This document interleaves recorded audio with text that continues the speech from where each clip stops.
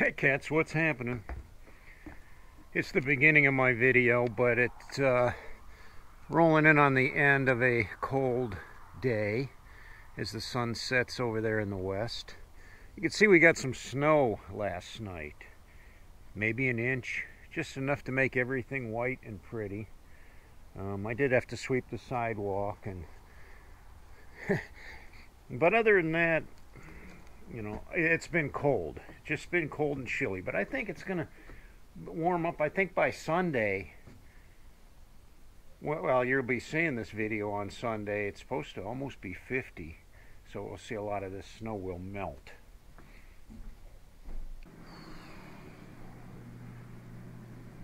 Tomorrow's a big day because I have the holiday party with the neighbors. So I've got the wood burner going, and every time I haul in something, I haul in leaves or something else comes with it. That's the drawback to burning wood in the winter time. It's filthy. You get a lot of ashes in the house, and you know there gets to be like a coating of ash on everything. I mean, you can see it on the top of the wood burner there. So it's a lot of, I have to keep up on the dusting, especially, you know, when I'm all done wood burning in the spring. Then I got to get the dust rag out and go over everything and wipe everything down because it has that layer of dust on it.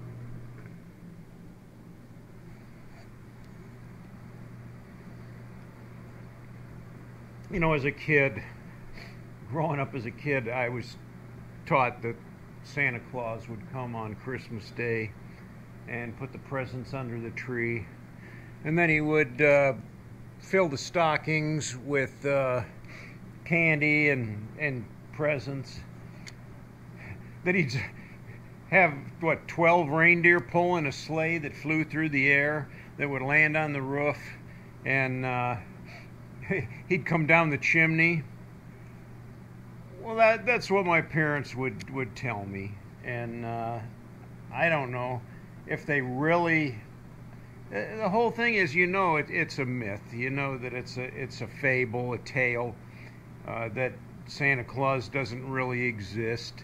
But we were told that as kids. In fact, I remember laying in bed, and my dad had these jingle bells, and I still have them.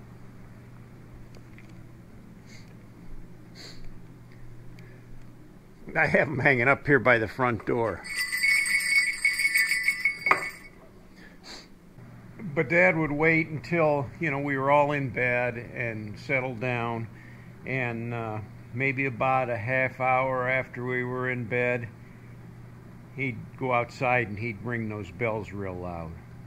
And if we were still awake, you could hear those bells, jing, jing, jing, jing, jing, and you go, oh, wait a minute, I heard the bells. Yeah, you know, and there was always the plate with the cookies and the milk that you'd put out, and then you'd come back in the morning and the cookies would be gone and the milk was half drank or something, or there'd be cookie crumbs on the table, whatever. So, you know, my parents really went about this whole charade to try to convince us that Santa Claus was real. Now, why do they do that?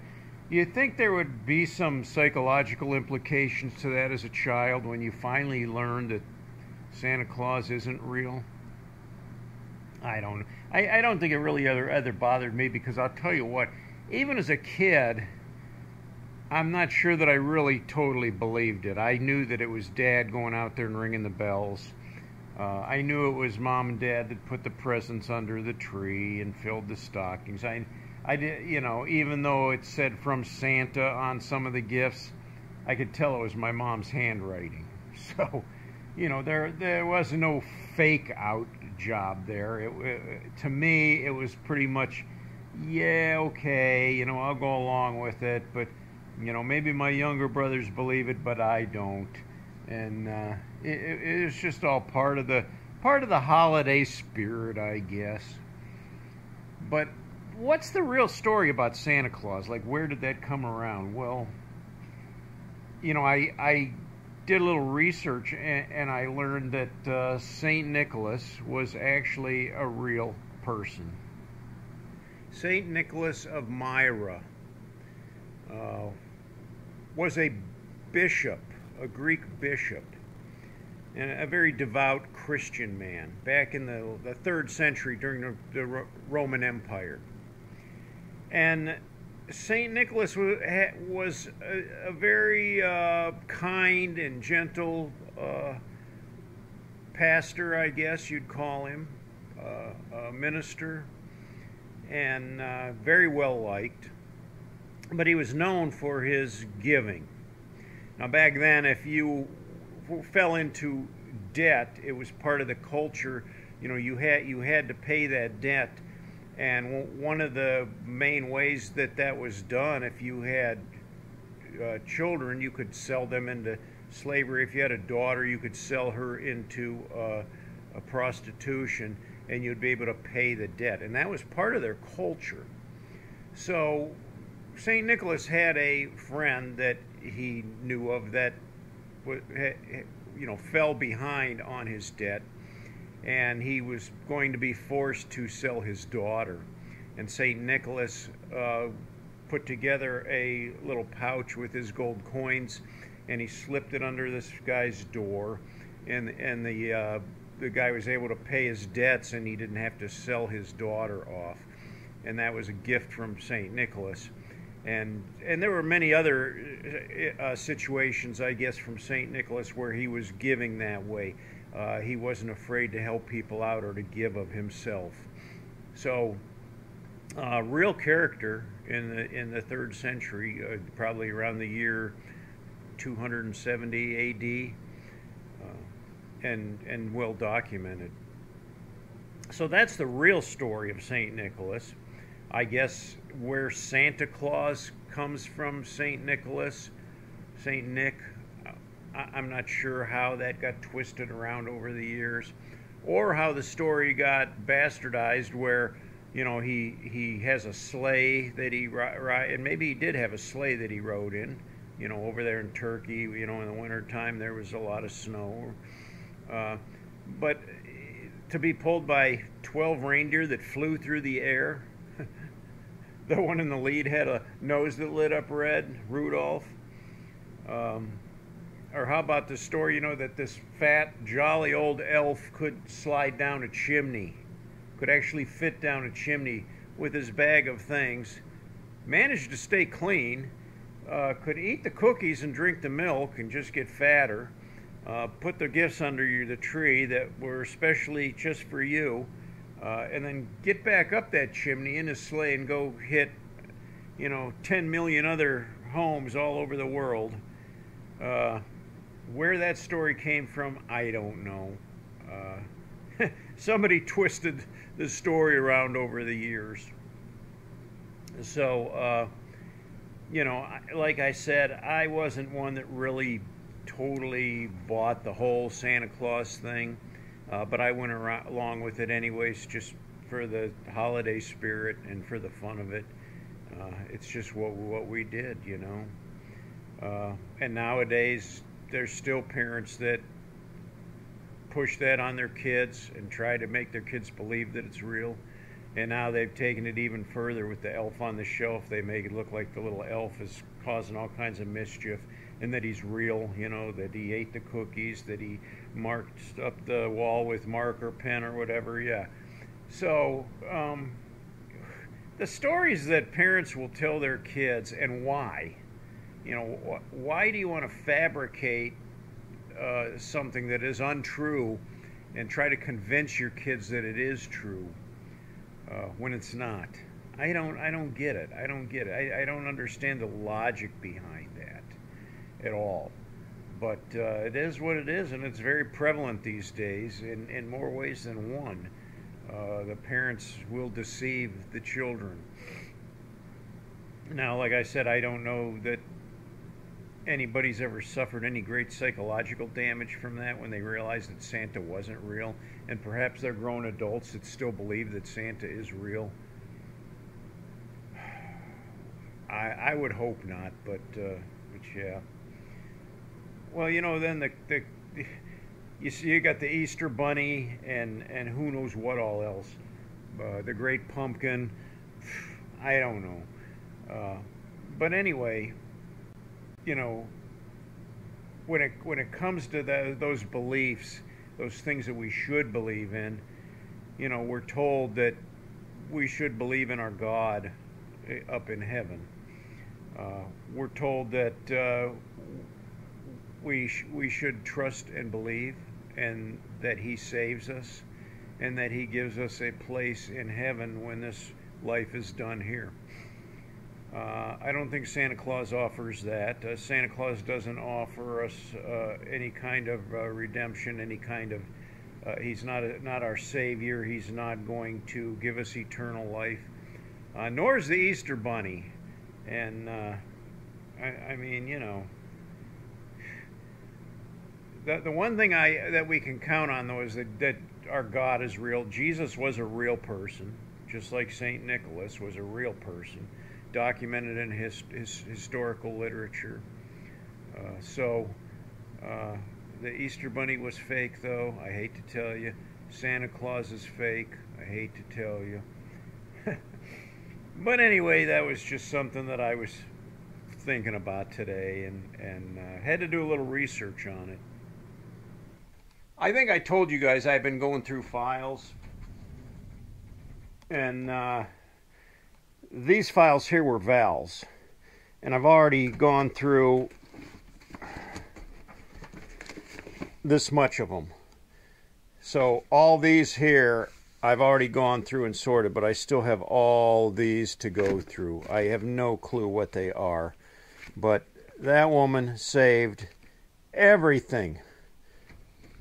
So rather than just throwing them out, I've been taking the time to really sort through every single page to know what I'm throwing away, or if I need to shred it, because I'm not throwing away in the trash any of her personal information.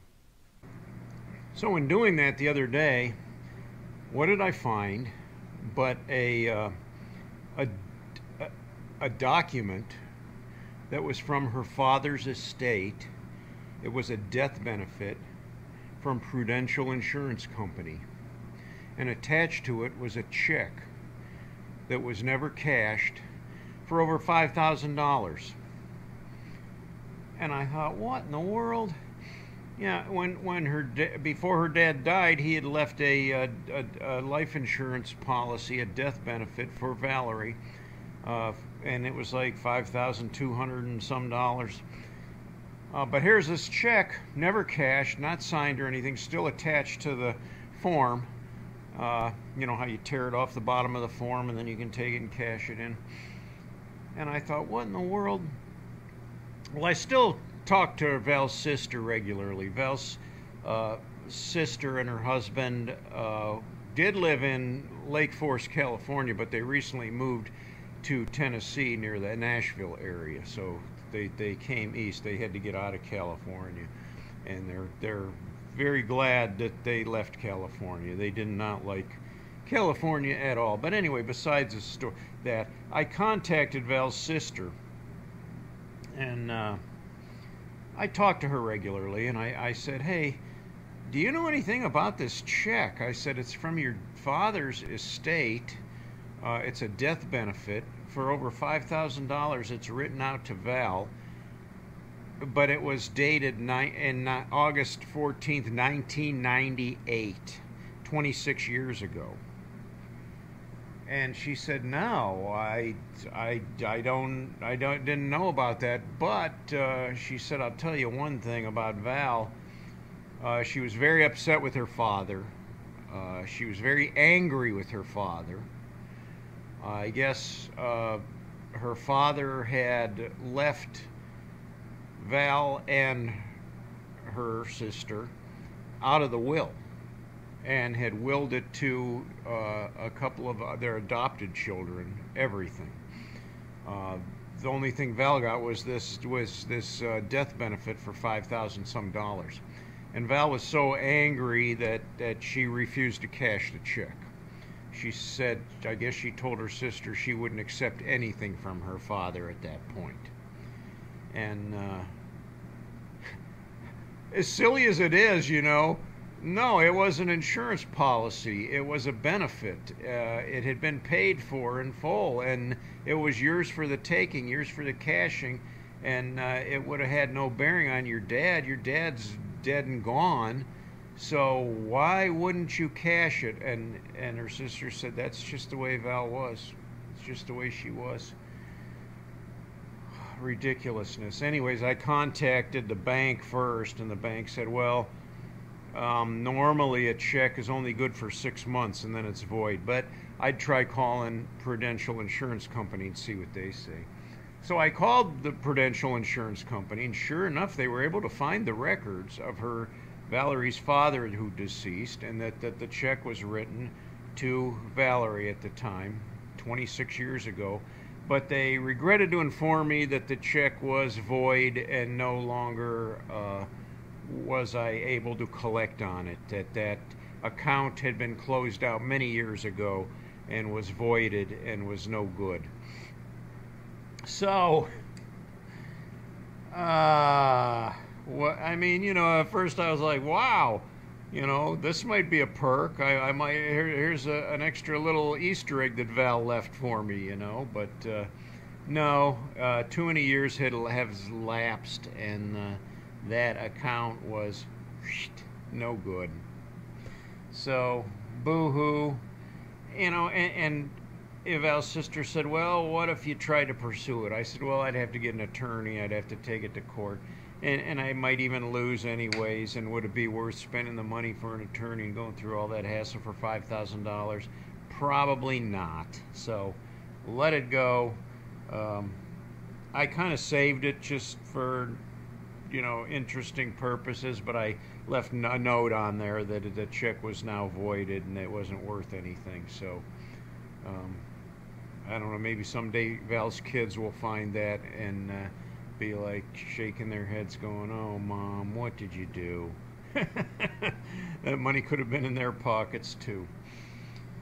So there you go, you win some, you lose some. But I guess it wasn't mine to begin with, but and you saw those files I still have to go through, so who knows what else I might find.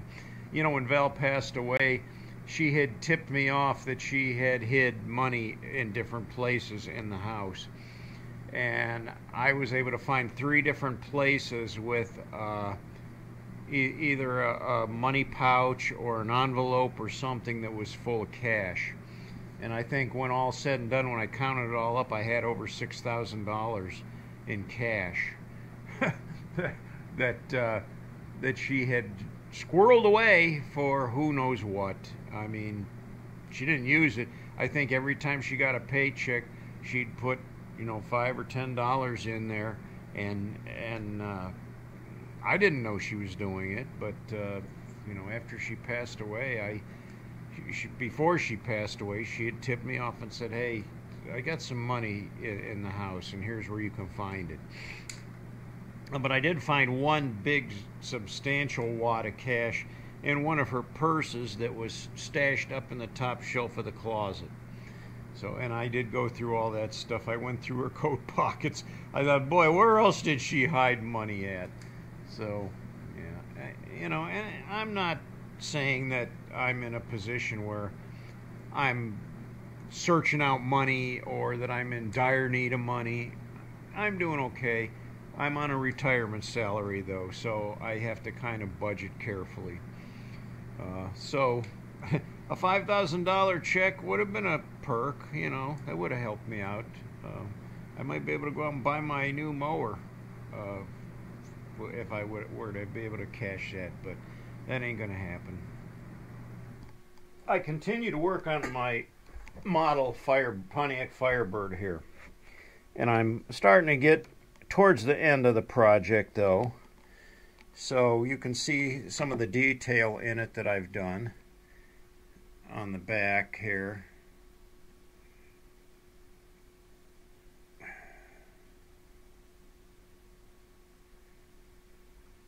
The front end grille and the engine compartment. and even inside the interior, if you can see that. I mean, look, it's even got the door handle and the key lock on there. Those are all those tiny decals that I got on this decal kit. And I've slowly been cutting them out, but see how tiny some of those are. So I cut them out, and then I have this pair of the tweezers. But the interesting thing about them, they're spring closed. So, you know, even if you let go of it, they're like a clamp. So I have to squeeze it to release them, and I can grab hold of the decal after I cut it out. I can dip it in the warm water, and then I use a toothpick. Where do I? Oh, I have a toothpick. I use a toothpick here to gently slide the decal off and put it in place. So there's a lot of decals on this model. On this side, there's actually a decal in the center of each wheel, the Pontiac emblem. The little side marker lights are decals. The little air intake thing there on the side, the door handle, the key thing, the dashboard, some of the engine things. There's like a little label there on the front of the engine that was a decal. And I still have a lot more to put on. Oh, on the back, the license plate was a decal, and the Pontiac emblem was a decal. So very intricate work, but I really am enjoying this. The thing I'm not looking forward to, I got to put these little mirrors, little side view mirrors on, and how I'm going to get those on to stick, I guess we'll see what happens. We'll go from there, and hopefully it works. But yeah, a lot of fun. And the thing is, I can't work on it for very long. Once I apply a couple decals, I have to let it sit for, oh, I don't know, a couple hours, let those decals set up. I use this stuff called micro set to begin with, and I paint that on with I have a little tiny paintbrush here, and where I'm going to put the decal, I'll paint this micro set on there, which is just a clear liquid, and then I put the decal in place. I slide the decal on with a paper or a toothpick, and then I use this other product called Micro Sol, and once the decal is in place, you take the paintbrush, you dip it in the Micro Sol, and you paint it over top of your decal. That actually melts the decal like right into the paint or the plastic, so it kind of permanently sets it, and it melts it so it molds over the protrusions. So you'll see the door handle there. You know, it's actually molded right to the actual plastic mold of the door handle, the decal. So yeah, pretty cool.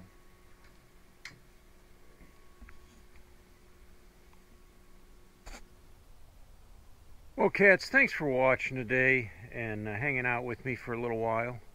I hope you had a wonderful Sunday, and I pray many blessings for each one of you.